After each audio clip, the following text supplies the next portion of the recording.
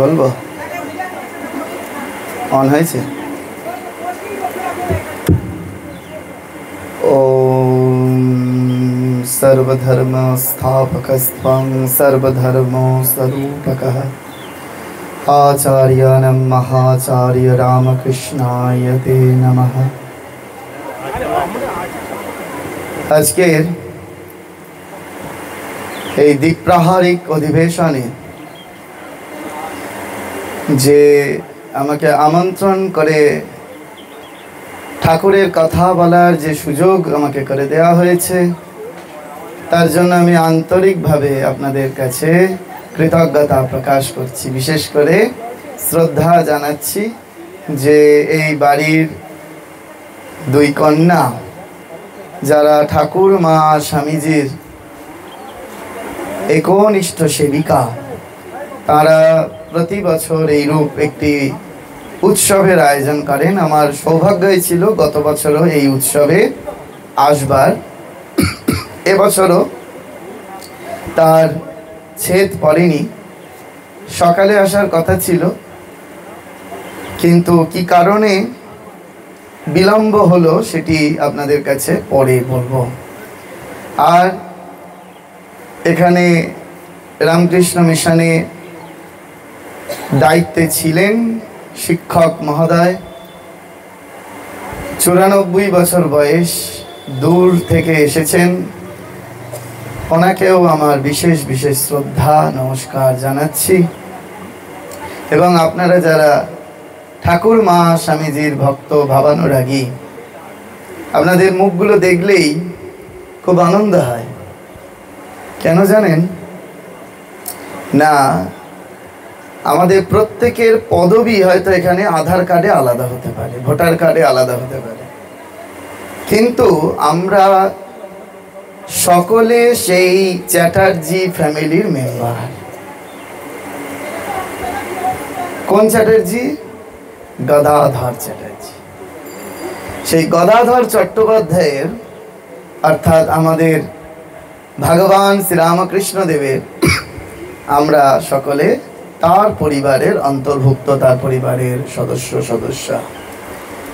তো তখন যখন এত সুন্দর ভক্ত সমাবেশ হয়, দেখুন দুপুরবেলা কতজন হয়তো প্রসাদ পেয়েছেন, কতজন প্রসাদ পাননি। অর্থাৎ কারুর পেট ভর্তি, কারুর পেট খালি, কিন্তু ভগবানের কথা শুনবেন, সাধু সঙ্গ করবেন বলে কিরকম অধীর আগ্রহে আপনারা কষ্ট স্বীকার করেও এই প্রবল গরমের মধ্যে আপনারা বসে আছেন, দুটো ভগবানের কথা শুনবেন, তাই না?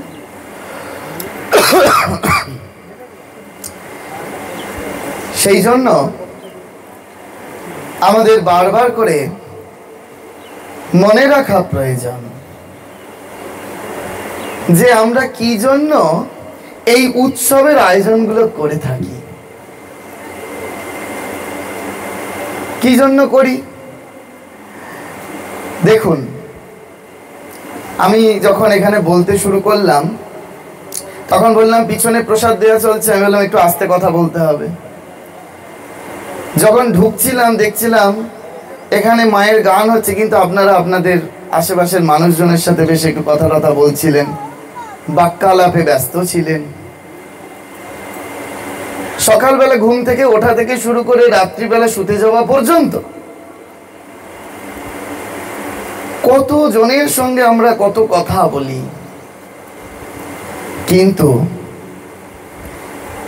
ঠাকুরের সাথে কথা বলার অভ্যেস আপনাদের কতজনের আছে আমার জানা নেই।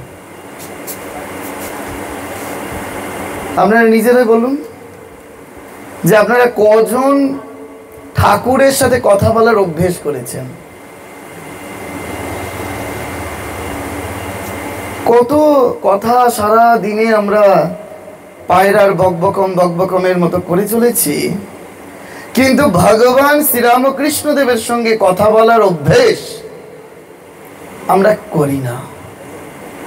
পরম পূজ্যপাদ শ্রীমৎ স্বামী গহনানন্দজি মহারাজ, রামকৃষ্ণ মঠ ও রামকৃষ্ণ মিশনের চতুর্দশ সংঘাধ্যক্ষ মহারাজ এই কথাটি বলতেন যে তোমরা ঠাকুরের সঙ্গে কথা বলার অভ্যেস করো দেখি বাবা। এই ঠাকুরের সাথে কথা বলার অভ্যেস যদি আপনি না করতে পারেন, এই কলকাতার বুকে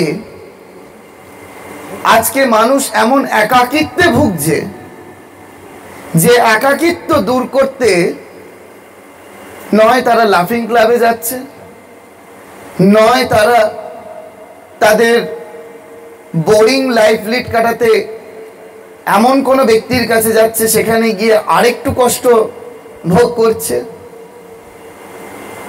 কিন্তু ঘরে আমি একা রয়েছি,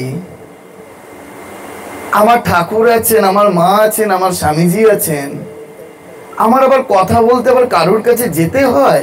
আপনাদের যেতে হয় না বলে থাকতে পারেন না। এই গ্রাম বাংলায় বিশেষ করে বিকেলবেলা হলেই বাড়ির সামনে একটা করে সেই সিমেন্টের বাঁধানো ধাপি থাকে, সেই ধাপিতে একেবারে সুন্দর করে মায়েরা বসে পড়ল। বসে পড়ে এমন তাদের বাক্যালাপ, এমন তাদের কথা, সেই কার বাড়িতে কে এলো, কার বাড়িতে কে এলো না, কে বাইকে চেপে কাকে নামিয়ে দিয়ে গেল। আপনারা তো একটা বিরাট বিরাট সিসিটিভি ক্যামেরা, পাড়ার সিসিটিভি ক্যামেরা আপনারা, তাহলে এইরূপ কথা বলবেন? যাদের অল্প বয়স থেকে এইরূপ কথা বলার অভ্যেস, তারা কিন্তু ওই যখন বৃদ্ধ বয়সে, বৃদ্ধা বয়সে গিয়ে একা হয়ে যাচ্ছেন, তখন আর সেটাকে একাকিত্বটা সহ্য করতে পারছেন না, অত্যন্ত পরিমাণে কষ্ট পাচ্ছে। এই শরীর বৃদ্ধাশ্রমগুলোতেও যায়, গিয়ে দেখে যে তারা সেখানে গিয়ে কিরূপ, একে তো পুত্র কন্যার কাছ থেকে কষ্ট পেয়ে সেখানে অবস্থান করছে, তার একটা কষ্ট, আবার সেখানে গিয়ে যদি একটা ঘরের মধ্যে থাকতে হয় তাহলে তার আবার একটা কষ্ট। ভালো করে বুঝুন। তাহলে এই উৎসবে যে এলেন, চব্যচস্য লেজ্জ পেয়েও প্রসাদ পেলেন, আবার দেখলাম গরমে আইসক্রিমও ব্যবস্থা আছে, সুন্দর ব্যবস্থা করেছে। আবার যাওয়ার সময় বলতে বলতে যাবেন, এই পোলাওতে একটু নুন কম হয়েছিল জানিস। কারণ আমাদের তো প্রসাদের জ্ঞান থাকে না, আমরা ভাবি ওই আর 5টা নিমন্ত্রণ বাড়ি খেতে যাওয়ার মতো একটু খেয়ে এলাম, ওই তো নিমন্ত্রণ করেছে 2 বোন, যাই একটু খেয়ে আসি। আমাদের ভাবটা অনেকটা 90% এরকম, 10% না ঠাকুরের প্রসাদ পাচ্ছি, সেখানে নুন বেশি হোক ঝাল কম হোক সেটা তো কিছুক্ষণ আগে আমাদের ঠাকুর খেয়েছেন গো, তাহলে আমার খেতে অসুবিধা কোথায়? কারণ প্রসাদ জ্ঞান নেই। যেহেতু প্রসাদ জ্ঞান নেই, সেই জন্য তার সমালোচনা করছি। কিন্তু আমরা বুঝতেই পারছি না যে আমাদের কিরূপ হওয়াটার প্রয়োজন, আমাকে কিরূপ হলে তবে শ্রীরামকৃষ্ণদেব আমাকে পছন্দ করবেন। এখন আপনারা এখানে যারা যারা উপস্থিত আছেন, কেউ কেউ আশ্রমের কর্তৃত্ব ব্যক্তিও রয়েছে, তারা যদি মনে করেন যে আমরা ঠাকুরের কাজ করছি আর ঠাকুরের খুব কাছের জন, খুব ভুল হয়ে যাবে। কিন্তু দক্ষিণেশ্বরে 2 রকমের গৃহস্থ ভক্ত যেতেন। একদল গৃহস্থ ভক্তদের দেখে শ্রীরামকৃষ্ণদেব খাটের তলায় লুকিয়ে পড়তেন। জানেন সে ঘটনা? জানেন না? একদল গৃহস্থ ভক্তদের দেখলে যদি দেখতেন সদর ফটক দিয়ে ওই গৃহী ব্যক্তিরা ঢুকছে, ঠাকুর সঙ্গে সঙ্গে দক্ষিণেশ্বরে 2টি খাট ছিল, একটা ছোট খাট, একটা বড় খাট এখনো আছে ঠাকুরের ঘরে। সেই বড় খাটের নিচে ঠাকুর লুকিয়ে পড়তেন যাতে কেউ আমায় দেখতে না পায়। আমি ওই জন্য সব জায়গায় গিয়ে বলি, এই যে যারা আপনার গার্হস্থ আশ্রমে আছেন, যখন আপনারা বেলুড় মঠে প্রণাম করতে যান ঠাকুরকে, এই আমি ঠাকুরের তিথি পুজোর দিন মঠে গেছিলাম, গিয়ে প্রণাম হচ্ছে, প্রচুর লাইন। আমি এক পাশে দাঁড়িয়ে দাঁড়িয়ে একটু দেখার চেষ্টা করছিলাম যে কোন কোন গৃহী ভক্তদের দেখে, কারণ গৃহী ভক্তরাই লাইন করে প্রণাম করছিল সেখানে, যে কাদের দেখে ঠাকুর ভীত সন্ত্রস্ত হচ্ছেন না আর কাদের দেখে তিনি ভীত হচ্ছেন, এইটা আগে বুঝে নিন। যে আপনাকে দেখে ঠাকুর ভয় পাচ্ছেন না তো, এই বুঝি বিষয়ের কথা বলতে শুরু করবে, এই বুঝি এসে নানা রকম সংসারের কুটকচালি বলতে শুরু করবে। আমি জানি না যখন এখানে গান চলছিল আপনারা ঈশ্বর প্রসঙ্গ করছিলেন না বাড়ির কথা বলছিলেন, কিন্তু ঢোকবার সময় চোখে পড়লো বলে বলছি, কেউ গায়ে মেখে নেবেন না। কথামৃতে এরকম একটা ঘটনা আছে। শ্রীরামকৃষ্ণদেব বলছেন, শ্রীরামকৃষ্ণদেব রাধারানীর প্রসঙ্গ করছেন সেদিন, আর ওই পিছনের দিকে মহেন্দ্র এবং নরেন্দ্র তারা দুইজন বসে বাক্যালাপ করছে। মহেন্দ্রকে, যিনি কথামৃত প্রণেতা মহেন্দ্রনাথ গুপ্ত, আর নরেন্দ্র হচ্ছে উত্তরকালের স্বামী বিবেকানন্দ। এবার ঠাকুরের চোখে পড়ে গেছে যে ওরা পেছনে বসে কথা বলছে। সঙ্গে সঙ্গে ঠাকুর বলছেন, মাস্টার কি বলছো তোমরা? মাস্টার যেহেতু সিনিয়র নরেন্দ্রের থেকে, সেই জন্য বলছে, মাস্টার কি বলছো তোমরা? তখন মাস্টার মশাই একটু ঢোক গিলে বলছেন, ওই ওই ওই ওই ওই হচ্ছে ওই, মেকআপ দেওয়ার চেষ্টা করলেন আর কি। এইবার শ্রীরামকৃষ্ণদেব বলছেন, ও একটা গল্প শোনো, গল্পটা আপনারা শুনুন। এবার এক নাপিত এক বড় বাবুর বাড়িতে কামাতে গেছিল। তা বাবু কামাতে কামাতে একটু ঝিমুনি এসে গেছে। তা বাবুর যেই ঝিমুনি এসে গেছে, নাপিত কামাচ্ছে, একটুখানি ঢুলে পড়েছেন। আর যেই ঢুলে পড়েছেন, নাপিতের সেই খুরের ধারে বাবুর গালটা একটু কেটে গেছে। যেই কেটে গেছে, সঙ্গে সঙ্গে বাবু ঘুমটা কেটে গেছে, ঝিমুনিটা কেটে গেছে। বাবু চিৎকার করে বললেন, ড্যাম। নাপিত জিজ্ঞেস করলো, বাবু ড্যাম মানে কি? বলছে, তোকে অত বুঝতে হবে না। বাবু বলছে, তোকে অত বুঝতে হবে না। তখন নাপিত বলছেন, কথাটা এই গল্পটা ইয়েতে আছে, কথামৃতে আছে। তখন নাপিত বলছেন, আচ্ছা বাবু, যদি ড্যাম মানে ভালো হয়, তাহলে আমি ড্যাম, আমার বাবা ড্যাম, আমার 14 পুরুষ ড্যাম। আর ড্যাম মানে যদি খারাপ হয়, তাহলে আপনি ড্যাম, আপনার বাবা ড্যাম, আপনার 14 পুরুষ dam, dam dam dam dam ড্যাডাম ড্যাডাম dam. কথামৃতে Sri Ramakrishna বলছেন এই গল্পটা এরকম ভাবে বলে। এবার মাস্টারমশাই আর নরেন্দ্র দুজনেই শিক্ষিত, এবার বুঝে নিল তারা ঠাকুর কি বলতে চাইলেন। আপনারা এখানে শিক্ষিত মানুষ, আপনারা বুঝে নিন ঠাকুর কি বলতে চাইলেন। তাহলে এই আমরা কতখানি তৈরি ঠাকুরের সামনে গিয়ে দাঁড়ানোর জন্য, এই যদি তৈরিটা হতে পারি, তাহলে আমরা এই মুহূর্তে শ্রীরামকৃষ্ণদেবের কৃপা অনুভব করব। কারণ তার কৃপা বাতাস তো বইছে। পালটা তুলে দিতে বলেছেন ঠাকুর। শুধু পাল তুলে দেওয়ার অর্থ হচ্ছে নিজেকে তৈয়ার করা। যদি নিজেকে একবার তৈয়ার করে ফেলতে পারি, তাহলে তার কৃপা বাতাস অনর্গল বইছে আমরা এই মুহূর্তে পেতে পারি।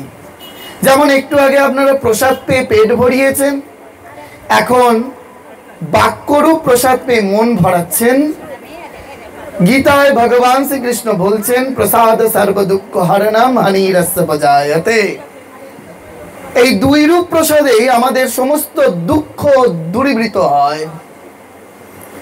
আর আজকে বাসন্তী নবরাত্রি তিথির সূচনা লগ্ন, এরকম পবিত্র তিথিতে আপনারা ভগবানের প্রসাদ পেলেন, ভগবানের কথা শুনছেন, এর থেকে মহাভাগ্যবান আপনাদের থেকে আর কে আছে এই দুনিয়ায়? ঠাকুর আপনাদের উপর কত কৃপা অলরেডি করে রেখেছেন যে আজকের এই পবিত্র দিনে, পবিত্র তিথিতে শারদা মা বলছেন, যা হয় না কোনো কালে তা হয় ক্ষণে মূলে। এই ক্ষণ, এই যে আজকে বাসন্তী নবরাত্রি শুরু হলো, এই ক্ষণে এই যে ভগবানের কথা শুনছেন, জানবেন যে এইরূপ কৃপা সকলের ভাগ্যে জোটে না বাবা। আপনারা নিশ্চয়ই এ জন্মে অথবা পূর্ব জন্মে কোনো না কোনো সুকৃতি সৎ কর্মের দ্বারা লাভ করেছিলেন বলে আজকে এই সাধু সঙ্গ করতে পারছেন, ভগবত প্রসঙ্গ শুনতে পাচ্ছেন।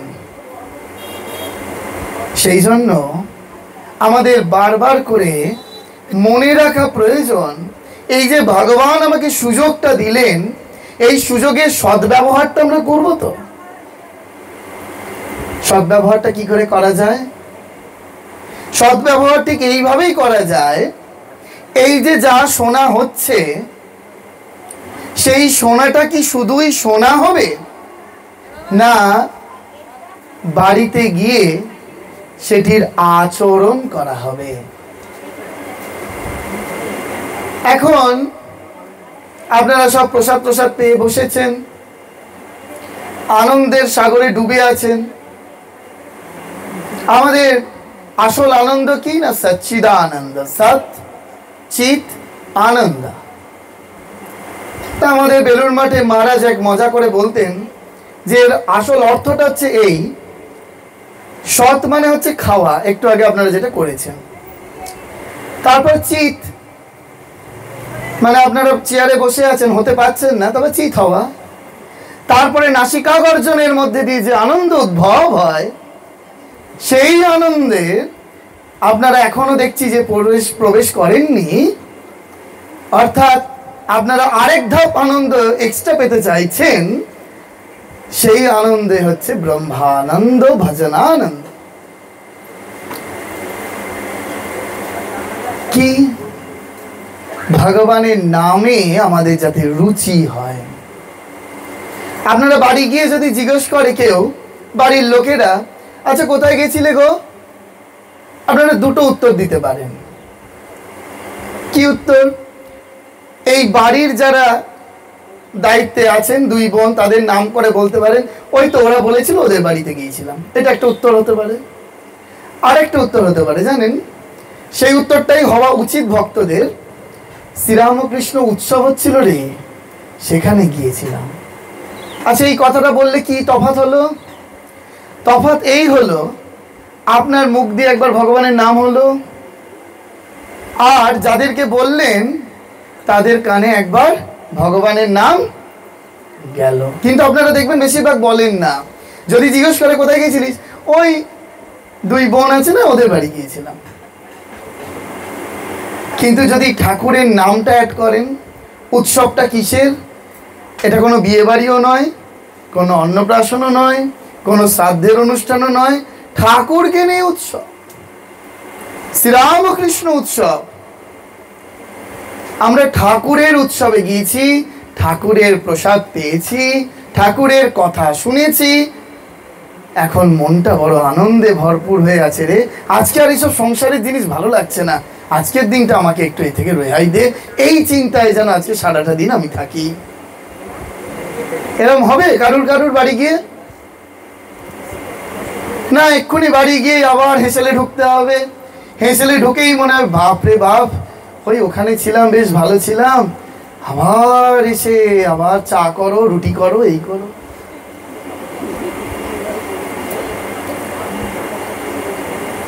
এই প্রসাদ যে পেলেন, এতে দুই কারণে আনন্দ হয়, জানেন তো?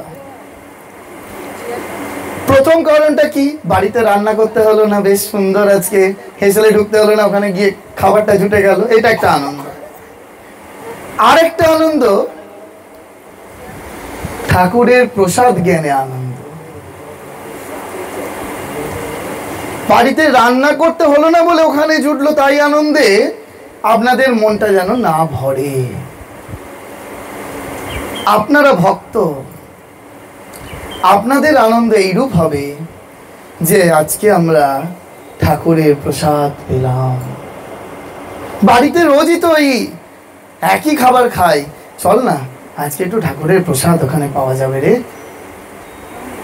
মা বলছেন, সারদা মা বলছেন, আমরা যদি এই প্রসাদ ভোজন করতে পারি তাহলে আমাদের এই যে শরীরে রক্ত প্রবাহিত হচ্ছে না, এই রক্তটা শুদ্ধ হয়, রক্তটা শুদ্ধ হয়। তো সেই জন্য আমাদের ওই প্রসাদের প্রীতি থাকা খুব প্রয়োজন। যদি প্রসাদে একবার প্রীতি লাভ হয় তাহলে শ্রীরামকৃষ্ণদেব আপনাদের এরূপ ঘন ঘন প্রসাদের ব্যবস্থা করে রাখবেন। আর যারা এই প্রসাদের ব্যবস্থা করলেন, অর্থাৎ এই বাড়ির দুই কন্যা যারা ঠাকুরের সেবিকা, তারা যে এই যে প্রসাদের ব্যবস্থা করলেন, এত ভক্তেরা আপনারা এসে প্রসাদ পেলেন, শ্রীরামকৃষ্ণ লোকে তাদের জন্য প্রসাদ আজ থেকে তৈরি হতে শুরু করলো। জেনে রাখুন, যখন এই ইহজগৎ ছেড়ে ওই আমাদের স্বধামে পৌঁছে যেতে হবে, সেই স্বধামে আজ থেকে প্রসাদ শুরু, রান্না শুরু হয়ে গেল। কারণ তিনি এখানে এতজনের প্রসাদের ব্যবস্থা করেছেন যে আমরা যদি এই জগতে প্রসাদ রান্না করতে পারি তাহলে আমার জন্য বৈকুণ্ঠে কেউ প্রসাদ রান্না করতে শুরু করেছে। কথাগুলো যেন শুধু কথাই যেন না হয়ে থাকে আপনাদের কাছে, আপনাদের মধ্যেও যেন এই লোভ জাগ্রত হয়। শ্রীরামকৃষ্ণদেব বলছেন, আমাদের ষড়রিপু কেবলমাত্র পিছন দিকে টানছে, সেটাকে শুধু যদি মোড় ফিরিয়ে দেওয়া যায় তাহলে ঈশ্বর লাভ হয়। সেই লোভ আমাদের কত জাগতিক বিষয় হয়ে থাকে, সেই লোভ যদি আমার এরূপ হয় যে না আমি বাড়িতে ভক্ত সেবা দেবো, ওদের বাড়ি গিয়ে দেখে এসেছি ওরা কি সুন্দর বছরে একবার ভক্ত সেবা করে, আচ্ছা ওদের মতো আমার 100 জন ভক্তকে সেবা দেওয়ার সামর্থ্য না থাকতে পারে, কিন্তু আমি 50 জনের পারবো, 20 জনের পারবো। আমি 20 জন ভক্তের প্রসাদ রান্না করি, আমি 20 জন ভক্তকে সেবা দিই। যদি এইরূপ যদি আপনাদের না হয় তাহলে আপনি যে তিমিরে ছিলেন সেই তিমিরেই পড়ে থাকবেন। 1000 জপ করুন, 1000 ধ্যান করুন, একটু এগোবেন না, এটা নিঃসন্দেহে জেনে রাখুন। আচ্ছা সেটাও পারলাম না, তাহলে কি করব মহারাজ? তাহলে সকালবেলা বাড়িতে যে নিউজ পেপার দিতে আসছে, যে আপনার বাড়িতে দুধ দিতে আসছে, ধরে নেওয়া যাক ইলেকট্রিক বিলটা আপনার শেষ হয়ে গেছে, টিভির রিচার্জটা করতে বাড়িতে এলো, তিনি এলেন, এইরূপভাবে বাড়িতে সারাদিনে যারা আসছে তাদের একটু কিছু প্রসাদের ব্যবস্থা করুন। তারা যেন আপনার বাড়ি থেকে খালি মুখে না চলে যায়। এই প্রবল গরম, আমাদের বেলুর মঠে, আমার এই মুহূর্তে মনে পড়ছে না কোন একজন সঙ্গগুরু হবেন, এইরকম প্রবল গরমে একজন পিয়ন চিঠি ড্রপ করতে এসেছেন বিভিন্ন মহারাজদের ঘরে ঘরে। তখন তিনি অ্যাসিস্ট্যান্ট জেনারেল সেক্রেটারি ছিলেন। তো মহারাজের ঘরে বিভিন্ন অফিসে, মিশন অফিসে গিয়ে গিয়ে চিঠি ড্রপ করতে হয়। তা সেই পিয়নের আসার কথা মহারাজজি জানেন আজকে চিঠি আসবে। সেই পিয়নের জন্য মহারাজ নিজে হাতে শরবত বানাচ্ছেন, শরবত বানিয়ে রেখেছেন, কখন পিয়ন আসবে আর পিয়নকে একটু মিষ্টি আর শরবত দেবেন। যখন মহারাজের অফিসে গিয়ে দাঁড়িয়েছেন, পিয়ন চিঠিটি দিচ্ছে, আর মহারাজ ওই একটি সন্দেশ আর শরবতের গ্লাসটা তার হাতে দিয়েছে, পিয়ন হাউ হাউ করে কেঁদে ফেলেছে। পিয়ন বলছে, মহারাজ আমি এতগুলো বাড়িতে চিঠি ড্রপ করতে করতে আপনাদের এই বেলুর মঠে এলাম, এতগুলো বাড়ির লোক আমাকে কেউ এক গ্লাস জল দেয়নি মহারাজ। যেটা গার্হস্থ্য জীবনে আপনাদের কর্তব্য সেটা কেউ করেনি। যেটা সন্ন্যাসীর কোনো কর্তব্যই নেই, যিনি কর্তব্যের উপরে উঠে গেছেন, তিনি সেই রোদে ঘর্মাক্ত কলেবরে আসা পিয়নের জন্য ঠান্ডা শরবত আর মিষ্টি ব্যবস্থা করে রেখেছেন, কখন সে আসবে। বুঝতে পারছি আমি? তাহলে দেখুন, আমরা শুধু শ্রীরামকৃষ্ণদেব মা শারদা স্বামীজির ছবি শটাং করে একটু ছবি সাজিয়ে রাখলাম, আর ওই তার গলায় মালা দিলাম, ফুল দিলাম, তাতে তিনি খুব একটা বড় খুশি হন না। তিনি খুশি হন যখন আমরা এইরূপ ভাবে প্রত্যেকটি মানুষের মধ্যে ভগবান শ্রীরামকৃষ্ণদেবকে দেখে, শ্রী শ্রী মা ঠাকুরনকে দেখে তাদের সেবায় নিজেদেরকে উজাড় করে দিতে পারি, তখনই তিনি খুশি হন। এই যে বলছিলাম যে আমার আসতে বিলম্ব হলো কেন, আসলে আমার তখন যখন ওনারা বলেছেন তখন আমি পঞ্জিকা না দেখেই বলে দিয়েছি আজকে এরকম সকালে যাব। তারপর দেখছি আজকে নবরাত্রি পড়ছে, তো এই শরীরের একটা ব্রত থাকে। তো তখন আবার ফোন করে বললাম যে না, তাড়াতাড়ি যেতে পারবো না, গেলে এরকম দুপুরবেলা আপনারা প্রসাদ পেয়ে নেবেন, প্রসাদ পাওয়ার পরে যাব, কারণ এখন এই 9 দিন আর আমার ওইরূপ বিশেষ একটা প্রসাদ চলে না, হব্বিষান্ন অথবা ফল ইত্যাদি এইসব শরীরে চলে। কিন্তু তার সাথে কি চলে, যে জন্য দেরি হলো আসতে, এই যে দেখলেন যে গাড়িটি করে এলাম, আসবার আগে গাড়িটি ভর্তি করা, সকাল থেকে আমাদের ওখানে প্রসাদ রান্না হয়েছে, অন্ন হয়েছে, ডাল হয়েছে, ভাজা হয়েছে, সবজি হয়েছে, সেইগুলো সুন্দর করে প্যাকিং হয়েছে। এই 9 দিন ধরে টানা যারা অসহায় বৃদ্ধ বৃদ্ধা রয়েছে, তারা ওই গরমে অন্তত এই 9টা দিন আর আগুনের সামনে দুপুরবেলা যেতে হবে না, এই রূপ প্রসাদ তারা পাবে। কেন না, শ্রীরামকৃষ্ণদেব বলছেন মাটির প্রতিমায় তার পূজা হয়, আর জীবন্ত বিগ্রহে তার পূজা হয় না। মাটির প্রতিমায় যদি পূজা হতে পারে, জীবন্ত বিগ্রহে তার পূজা হয় না। তো সেই জন্য আমরা যে মানুষ হয়েছি, সেই মানুষ হওয়ার সার্থকতাটাই হচ্ছে কেবল আমাদের দান করলে, দানে। আমাদের জীবনে মূলত 3টে জিনিস প্রধান, একটি হচ্ছে ব্রত, একটি হচ্ছে পূজা, আর একটি হচ্ছে দান। দেখবেন সারদা মায়ের জীবনে 3টি একেবারে এমন সুন্দরভাবে প্রকটিত, মা গার্হস্থ্য জীবনে দেখাচ্ছেন কি করে পূজা করতে হয়, কি করে ব্রত করতে হয়, কি করে দান করতে হয়। আমি দানটি দিয়ে শুরু করি। সারদা মা বাগবাজার মায়ের বাড়িতে আছেন, তখন প্রতিদিন মায়ের ঘাটে গঙ্গায় স্নান করতে যেতেন মা। সেই মায়ের ঘাটে গঙ্গায় প্রচুর ভিখারি ভিখারিনীরা বসে থাকতো, তারা ভিক্ষা নেবার জন্য। মা তাদের জন্য ফল নিয়ে যাচ্ছেন, ফলটা সেই ভিখারিকে প্রদান করছেন। গঙ্গা স্নান করে আসবার সময় দিয়ে একটা দারুণ কথা বলছেন, কথাটা খুব মন দিয়ে শুনুন। মা বলছেন সেই ভিখারিনীকে যে এই ফলটা তোমার, এই ফল দানের ফলটাও তোমার। প্রথম ফল হচ্ছে আপেল, কলা, লেবু, কাঁঠাল, এই রকম জাগতিক গাছের ফল। এই ফলটা তোমার। এই যে ফল আমি দান করছি, এই ফল দান করলে তার একটা ফল হয়, কর্মফল যাকে বলা হয়, রেজাল্ট। সেই ফল দানের ফলটাও তোমার, ওটাও আমি চাইছি না। কতটা নির্লিপ্ত হলে এইরূপ কর্মযোগী হওয়া যায়। সেই জন্য আমাদের কাছে মায়ের কাছে শিখতে হবে যে আমরা কিরকম ভাবে দান করব, কারণ ওটা দান নয়, ওই দানটাই আমার কনভার্ট হয়ে যাবে ব্রত, সেই ব্রতই হয়ে যাবে পূজা। আমরা ভাবি ব্রত মানে কি? আপনারা অনেকে হয়তো একাদশী ব্রত করেন, কিছুদিন আগে শিবরাত্রির ব্রত করেছেন, দুদিন বাদে অন্নপূর্ণা পূজা, রামনবমী আছে, ব্রত করবেন। ব্রত মানে কি? আগেকার দিনে মানুষ ভাবতো ব্রত মানে না খাওয়া, আর এখনকার দিনের মানুষ ভাবে ব্রত মানে লুচি আর ছক্কা খাবো।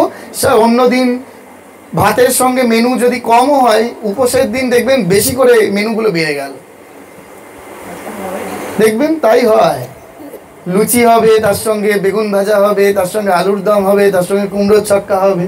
আবার ফোন করে করে জিজ্ঞেস করে, এই আজকে তুই কি খেলি রে, উপোস করলি?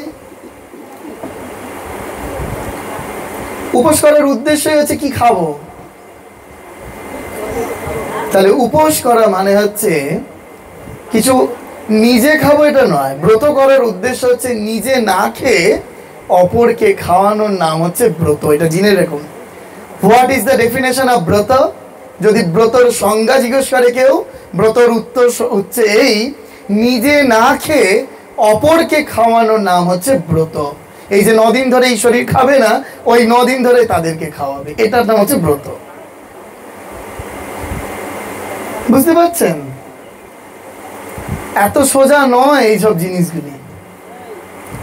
তো এখন ঠাকুর মা স্বামীজির আলোকে যখন আসবেন, তখন এইরূপ নতুন নতুন ভাবনা সৃষ্টি হবে, নতুন নতুন চিন্তার আলোকের মধ্যে আপনারা প্রবেশ করতে পারবেন। তো সেই জন্য আপনারা একটু নিজের ভাবনাটাকে বদলে একটু চেষ্টা করুন না, যে কি করে একটু অপরের জন্য কিছু করা যায়। আচ্ছা, বেশি কিছু করতে হবে না, অপরের সাথে দুটো একটু ভালো কথা, দুটো ভগবানের কথা, যদি কথা বলতেই হয় তাহলে একটু ভগবানের কথা বলি। তাহলে দেখবেন যে আপনার হৃদয় কিরকম ভাবে আস্তে আস্তে আস্তে আস্তে পরিবর্তন হচ্ছে, তাই না? আর এইটি যদি বলার অভ্যেস থাকে, তাহলে ভগবানের কথা বলতে বলতে বলতে বলতে আপনার শরীর ত্যাগ হবে। রামায়ণে যখন রাম রাবণের যুদ্ধ শেষ হলো, তখন প্রচুর হনুমান সেনা মারা গেছে, আবার এদিকে প্রচুর রাক্ষস সেনা মারা গেছে। তখন রামের খুব চিন্তা হলো যে আমি যখন কিষ্কিন্ধা রাজ্যে যাব, তখন এই যে এত হনুমান সৈন্য মারা গেল, তাদের পরিবারের লোক যদি আমাকে জিজ্ঞেস করে যে আমার স্বামী কোথায়, আমার পিতা কোথায়, তাহলে আমি তাদের গিয়ে কি উত্তর দেব? তখন রামচন্দ্র ইন্দ্রদেবকে ডেকে আনলেন। ডেকে এনে রামচন্দ্র বললেন, তুমি অমৃতবাড়ি বর্ষণ করো। খুব ভালো কথা, অমৃতবাড়ি বর্ষণ করো। ইন্দ্রদেব সঙ্গে সঙ্গে একেবারে রামচন্দ্রের আজ্ঞা পালনে তৎপর অমৃতবাড়ি বর্ষণ করতে শুরু করলেন। যেই না অমৃতবাড়ি বর্ষণ করতে শুরু করলেন, রামের তো চিন্তা হয়ে গেল যে অমৃতবাড়ি বর্ষণে এই হনুমান সৈন্যগুলো বেঁচে উঠলে আমার লাভ, ঠিক আছে, কিন্তু এখন যদি রাক্ষস সৈন্যগুলো বেঁচে ওঠে, তাহলে তো আবার যুদ্ধ তৈরি হবে, আবার যুদ্ধ শুরু হয়ে যাবে। কি হবে? কিন্তু দেখা গেল অদ্ভুত ভাবে ইন্দ্রের অমৃতবাড়ি বর্ষণ হলো, হনুমানের বানর সৈন্যরা সবাই বেঁচে উঠলো, কিন্তু রাক্ষস সৈন্যগুলো কেউ বেঁচে উঠলো না। রামচন্দ্র আবার ইন্দ্রদেবকে ডেকে আনলেন। ডেকে এনে বললেন, হে ইন্দ্রদেব, তোমার অমৃতবাড়ির কি পক্ষপাতিত্ব আছে যে বানরগুলো বেঁচে উঠলো, এদিকে রাক্ষসগুলো বেঁচে উঠলো না? বলছে, না না না না না, আমার কোনো পক্ষপাতিত্ব নেই, অমৃতবাড়ি সকলের ওপর সমান ক্রিয়া করবে। তাহলে এরকম হলো কেন? তখন ইন্দ্রদেব বলছেন, তাহলে শুনুন রহস্যটা কি। যখন রাক্ষসরা যুদ্ধ করছিল, তখন তারা একটাই চিন্তা করেছে, রামকে মারতে হবে, রামকে মারতে হবে, রামকে মারতে হবে। আর হনুমানেরা যখন যুদ্ধ করছিল, তখন হনুমানের একটাই শুধু চিন্তা করেছে, রাবণকে মারতে হবে, রাবণকে মারতে হবে, রাবণকে মারতে হবে। রাক্ষসেরা যেহেতু আপনাকে স্মরণ করছিল, আপনাকে চিন্তা করছিল, সেই জন্য তারা মুক্তি লাভ করে গেছে, তারা আর বেঁচে উঠলো না। আর হনুমানগুলো তারা যেহেতু রাবণের চিন্তা করতে করতে প্রাণ গেছে, সেই জন্য ওদের আবার পুনর্জন্ম হলো।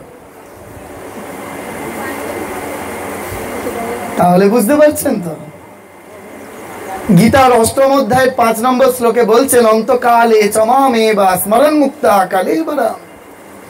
এই অন্তকালে যদি আমরা তার চিন্তা করতে করতে না যেতে পারি, তাহলে কিন্তু আবার মশা মারতে মরতে আসতে হবে। ঠিক আছে? এখন কারা কারা মশা মারতে ভালোবাসেন?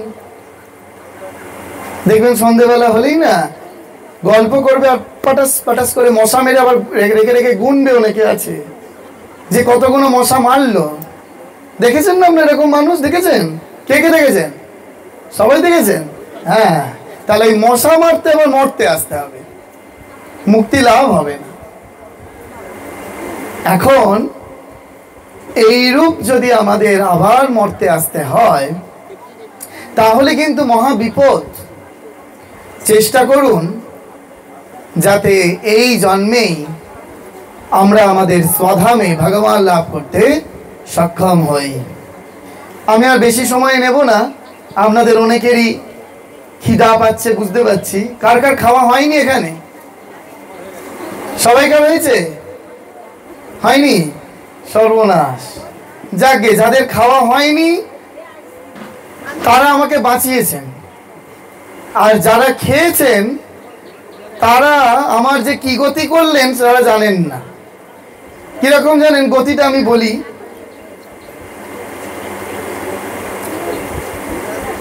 এটা একটুখানি সামনের দিকে তোমরা চেপে ধরো, এটা তো নালে অসুবিধা হবে না।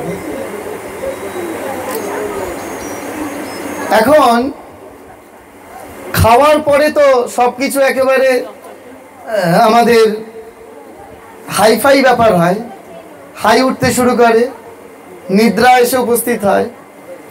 এখন আপনারা আমার কি গতি করেছেন সেটা একটু শোনায়। এক ভাগবত পাঠক, সে সব জায়গায় এরকম, আমি যেমন গাড়ি করে এলাম সেরকম গাড়ি করে করে সব ভাগবত পাঠ করতে চায়। এখন সেই ভাগবত পাঠক একদিন গাড়ি করে যাচ্ছে, যেতে যেতে দুর্বিপাকে সেই গাড়িটার অ্যাক্সিডেন্ট হয়েছে। যেই মুহূর্তে অ্যাক্সিডেন্ট হয়েছে সেই মুহূর্তে ভাগবত পাঠককে যমরাজেরা জমালয়ে নিয়ে চলে গেছে। আর ভাগবত পাঠকের যে বাস ড্রাইভার, ভাগবত পাঠ যেখানে হয়তো আর এরকম গুটি কয়েক লোক নয়। আমি এই গত বছর বৈশাখ মাসে বাংলাদেশে এখন যেখানে উত্তাল পরিস্থিতি, সেখানে ভাগবত পাঠের জন্য গিয়েছিলাম, ওরা ডেকেছিল। তা সেখানে যখন ভাগবত পাঠ হচ্ছে সেখানে 1000 লোক বসে একসঙ্গে, 1000 লোক ভাগবত পাঠ শুনতে আসে। তা এরকম বাস ভর্তি করে নিয়ে যেতে হয়। তা যে বাস ড্রাইভার বাস চালাচ্ছিল তাকে একেবারে বৈকুণ্ঠ দূতে এসে নারায়ণের কাছে বৈকুণ্ঠে নিয়ে চলে গেছে। এবার যেই যমরাজের কাছে গিয়ে সেই ভাগবত পাঠক দাঁড়িয়েছে, ওই যে ওই মায়ের এবার ঘাড়ে লাগবে গো।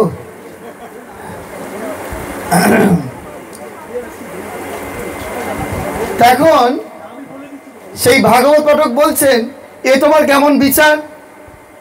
আমি এত মানুষকে ভাগবত শুনিয়েছি, ভগবানের কথা শুনিয়েছি, আমায় কিনা এই জমালয়ে তোমরা নিয়ে এলে, আর আমার ড্রাইভার সে কিনা একেবারে সোজা বৈকুণ্ঠে চলে গেল। বলছে কেমন তোমার বিচার? বলছে না না না না না, আরে চিত্রগুপ্তের খাতায় বিচারে কোনো ভুল হয় না, সব ঠিক আছে। বলছে কি ঠিক, আমায় দেখান। এই আপনারা অনেক সময় ব্যাংকে গিয়ে বলেন না, ব্যাংকে স্টেটমেন্ট তুললেন, সেই চিত্রগুপ্তের মতো পাতা বেরিয়ে এলো। এখন তো আর আপ টু ডেট হয় না, স্টেটমেন্ট তুলতে হয়। একটা ভুল দেখলেন, এবার আপনারা বলেন ওই কম্পিউটারে দেখান। তেমন চিত্রগুপ্তের কম্পিউটার এসে দেখতে চাইছে। বলছে কোথায় ভুল হয়েছে দেখান। বলছে হ্যাঁ ভুল হয়েছে তো। কি ভুল? বলছে যে দেখো, তুমি যেখানে যেখানে রাম কথা বলতে গেছো, যেখানে যেখানে ভাগবত কথা বলতে গেছো, কি বলছেন? এত জরুরি কথা কি হচ্ছে? না, এর থেকেও জরুরি, ভগবানের কথার থেকেও। তো সেই ভগবত কথা যেখানে যেখানে বলতে গেছো, সামনের সারির কয়েকজন মাত্র শুনেছে, আর বাকিরা সবাই পেছনে ওই সচ্চিদানন্দে চলে গেছে। বুঝলেন তো? সচ্চিদানন্দ ব্যাখ্যাটা তো আগেই করলাম। তা তুমি আর কজনকে ভগবানের কথা শোনাতে পেরেছো? সেই জন্য তোমার এরকম গতি প্রাপ্ত হয়েছে। এই তুমি নরকে এখন তোমাকে তেলে ফ্রাই করা হবে।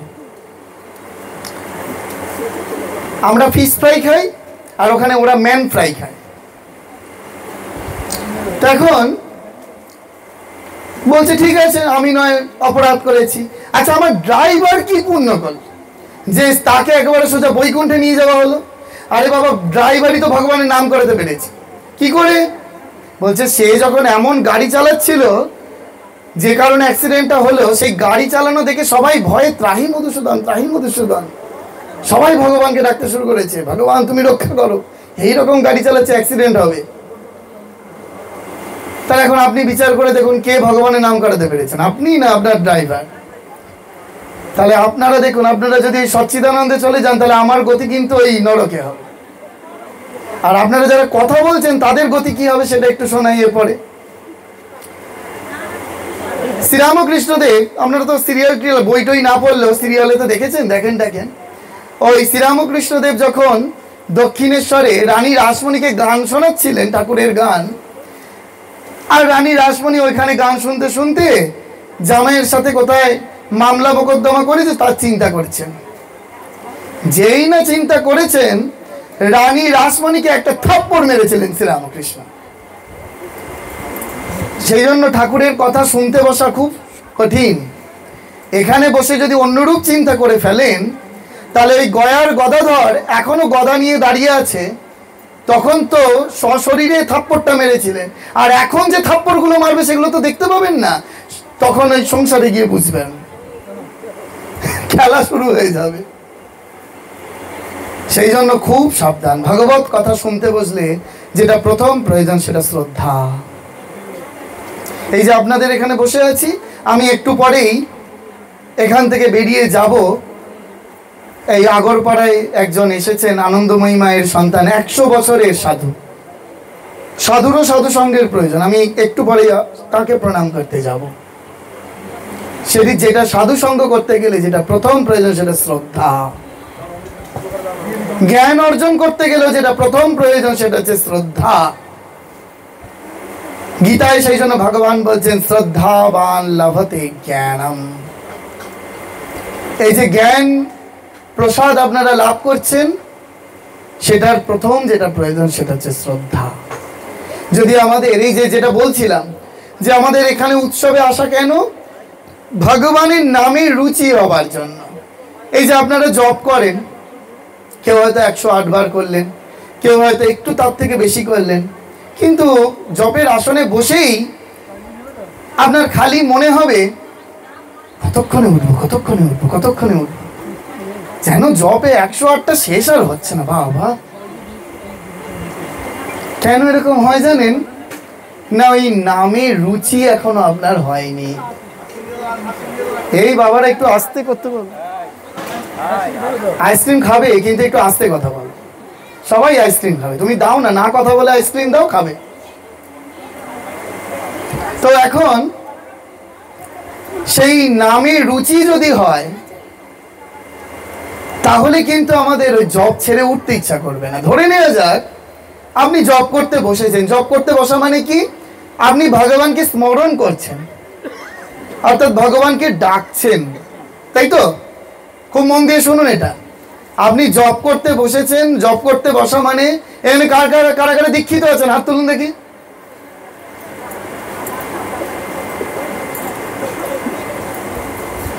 আচ্ছা, যারা দীক্ষা নেননি অতি শীঘ্র দীক্ষা নিন। দীক্ষা না নিলে মা বলছেন যেখানে এসে বসবে এই নারদ, বৈকুণ্ঠের নারদ, সেই নারদ সবসময় ভজবান নারায়ণ করছে, কিন্তু তার দীক্ষা হয়নি, মন্ত্র দীক্ষা হয়নি। সেই জন্য যখন নারায়ণের সঙ্গে দেখা করতে এসেছিলেন, নারদ চলে যাওয়ার পরে লক্ষ্মী দেবী বলছেন যে দেখো, নারদ যেখানটা বসেছিল সেখানটা আগে গোবর ছড়া দাও, সেখানটা আগে গোবর ছড়া দাও। কারণ অদীক্ষিত মানুষ যেখানে বসবে সেখানটাই অপবিত্র হয়ে যায়। আমি বলছি না, সারদা মা বলে গেছেন। এই যে এই মায়ের কথা অখণ্ডে আছে, বইতে আছে, পড়ে দেখে নেবেন। বইটা সামনে আছে বলে আমি দেখিয়ে দিলাম, এখানে মা এই কথা বলে গেছে। তো সেই জন্য দীক্ষা নেওয়া আমাদের ভীষণ প্রয়োজন। যাই হোক, সেটা অন্য প্রসঙ্গ। এখন কেন মন্ত্র নেব, যদি আর্গুমেন্ট করতে আসে তার উত্তর দেওয়ার ক্ষমতা আমাদের থাকে, সেটা অন্য প্রসঙ্গ। কিন্তু ধরুন, এই যে আপনারা যারা বেশিরভাগ মানুষ দীক্ষা নিয়েছেন, মন্ত্র পেয়েছেন, সেই মন্ত্র স্মরণ করতে বসেছেন, ভগবানকে স্মরণ করতে বসেছেন, ভগবান আসবে। এবার জাগতিকভাবে একটু ভেবে দেখুন, আপনি একজন মানুষকে বাড়িতে ডাকলেন, আপনার প্রয়োজনে ডেকেছেন, কিন্তু তাকে আমরা কিন্তু ভগবানকে কেউ বিনা প্রয়োজনে ডাকি না আজ পর্যন্ত। ভালো করে শুনুন এবং ভালো করে বিচার করুন। বিনা প্রয়োজনে ভগবানকে ডাকে কোটিতে দুটি। আমরা প্রত্যেকে প্রয়োজনে ভগবানকে ডাকছি। তাহলে জাগতিক প্রয়োজনে, ধরুন আপনি আমাকে বাড়িতে ডেকেছেন, আমি আপনার বাড়িতে গেছি, হয়তো 5 মিনিটের প্রয়োজন, 5 মিনিটের জন্য গেছি, কিন্তু 5 মিনিটের মধ্যে আপনি 4 মিনিট আপনি মোবাইল নিয়ে ব্যস্ত রইলেন, আপনি ওর রান্নাঘরে গিয়ে খুন্তি নাড়ছেন, আপনি অন্য অন্য কাজে ব্যস্ত হয়ে পড়লেন, কিন্তু আমাকে 5 মিনিটের জন্য ডেকেছেন। যেই আমার 5 মিনিট হয়ে গেল, যেমন আমার বক্তৃতা শেষ হয়ে যাবে, ওনারা আমাকে, আপনারা সব প্রণাম করে আমি আবার গাড়ি করে চলে যাব। কিন্তু এই যে এখন আমি বলছি, এখন যদি আপনারা অন্যরূপ আচরণ করেন, তাহলে আমাকে অসম্মান করা হবে না সম্মান করা হবে? কোনটা করা হবে? অসম্মান করা হবে তো। ঠিক সেরকম দেখুন, আপনি আপনার প্রয়োজনে জপের আসনে বসে ভগবানকে 5 মিনিটের জন্য ডাকছেন, সেই 5 মিনিটের মধ্যেও আপনি অমুক চিন্তা করছেন, তমুক চিন্তা করছেন, তার চিন্তা করছেন, ওর চিন্তা করছেন। সেই 5 মিনিট তাকে ডেকে তাকে তার চিন্তা করছেন না, তার সময় দিচ্ছেন না, তাকে কতখানি অপমান করছেন বলুন তো। তাকে ভেবে দেখেছেন কখনো?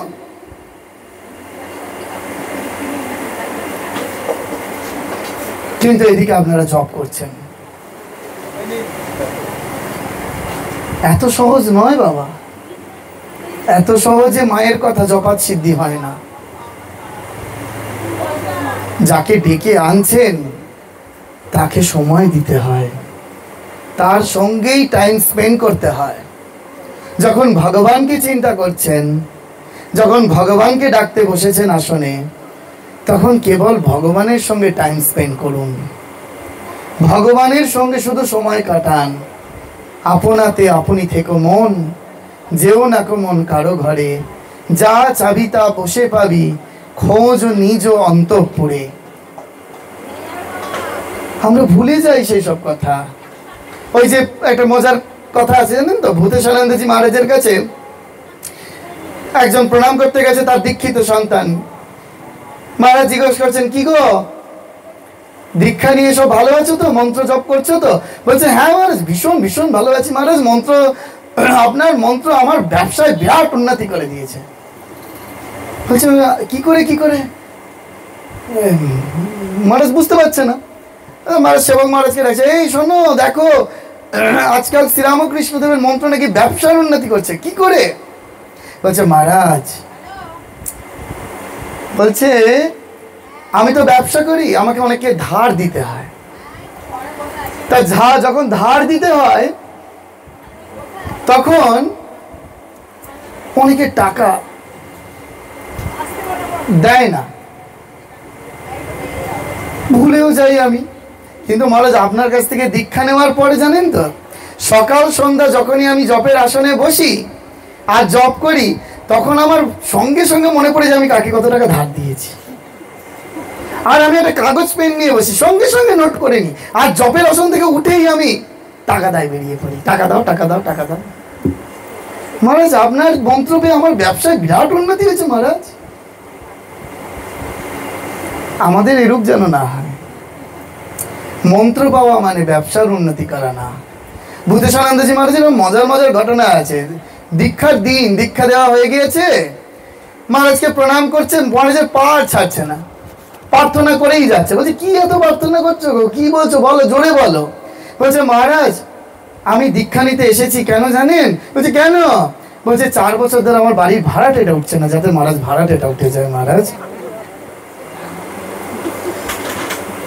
তাহলে বাড়ির ভাড়াটে তোলবার জন্য, ব্যবসায় উন্নতির জন্য আমরা যেন দীক্ষা না নিই, আমরা যেন তার জন্য মন্ত্র জপ না করি। আমরা মন্ত্র জপ করব।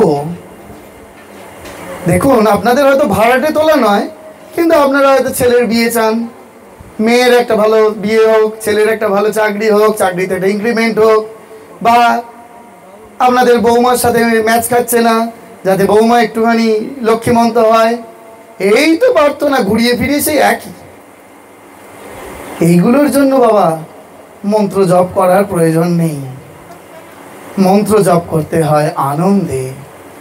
মনের আনন্দ যদি আপনার মধ্যে প্রকটিত হয়, ঈশ্বরের নাম হচ্ছে আনন্দ স্বরূপ। ঈশ্বরের নাম করতে করতে এমন আনন্দ হবে যে তখন বাইরে থেকে লোক দেখলে বলবে ও এ সাধারণ জগতে ঘুরে বেড়াচ্ছে, কিন্তু আপনার ভিতরে ভিতরে নাম চলতে থাকবে। এই যে নবরাত্রি চলছে, খুব করে দুর্গা নাম করুন, দুর্গা নাম লাল কালিতে লিখুন। খোপ খোপ খাতা পাওয়া যায়, সেই খাতায় আগেকার দিনে দেখবেন সব মা ঠাকুমারা, সব আমরা ছেলেবেলায় পূর্বাশ্রমে কত করেছি, রাম নাম লিখতাম, দুর্গা নাম লিখতাম। সেইগুলো করুন, দুর্গা নাম লিখুন, দুর্গা নাম জপ করুন, দুর্গা দুর্গা দুর্গা দুর্গা দুর্গা। দেখবেন গুরুদেব যে ইষ্ট মন্ত্র দিয়েছেন, সেই ইষ্ট মন্ত্র করো পরিপুষ্টি লাভ করবে, এইগুলি যদি আপনারা করতে পারেন। তো যাই হোক, অনেক কথা হলো। যদি কিছু আপনাদের স্মরণে থাকে তাহলে এই শরীরের কিছু আনন্দ হবে। আমি আর ঢোকা মাত্রই একজন বলল, মহারাজ আপনার বকুনিতে কাজ হয়েছে, আগের বার খুব মানে ঝাঁঝালো বক্তৃতা দিয়ে গেছিলাম এখানে। তো এবারে ঠিক করলাম যে না, একটু ধীর স্থিরভাবে বলবো, খাওয়া দাওয়া হয়েছে, এখন ঝাঁঝালো বক্তৃতা দিলে যদি আবার উদ্গীরণ হয় তাহলে আবার মুশকিল হয়ে যাবে।